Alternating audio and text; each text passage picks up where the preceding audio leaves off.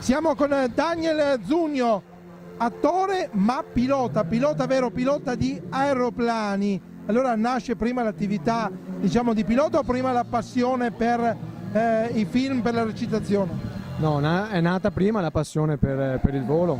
Già da quando ero bambino cominciavo a disegnare nei compiti di scuola gli aerei e quindi abbiamo coltivato quello che è un sogno da bambino.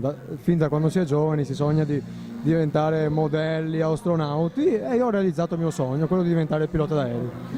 Pilota di aerei civili? Pilota di aerei civili, commerciale. Siamo ora in corso di abilitazione su un aereo di linea da 180 posti, quindi sarà una cosa prossima, quello di essere chiamato in una compagnia d'aerei. E nel frattempo c'è anche questa passione però, insomma, per lo spettacolo, che nasce da un concorso di bellezza, giusto? Sì, tutto è nato nell'anno 2011, quando io iniziai a fare una serie di concorsi provinciali di bellezza.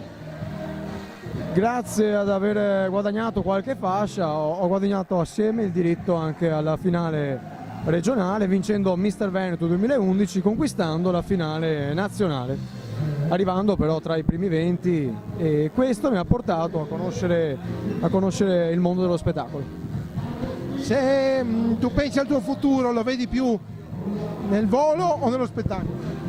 Mi stai chiedendo quale sarà la mia professione futura? Diciamo quella prevalente, dai. Il volo, anche perché ho sudato tante camicie ed è un obiettivo, per quanto riguarda me stesso, più grande di quello del mondo dello spettacolo. Però se dovesse succedere anche qualcosa nel mondo dello spettacolo, ben venga, anzi io dico sempre sì. Siccome pilotare gli aerei sicuramente è una di quelle professioni che implica, insomma, anche una buona dose di coraggio, ti hanno mai proposto per esempio di fare lo stuntman, diciamo, ruoli pericolosi nello spettacolo?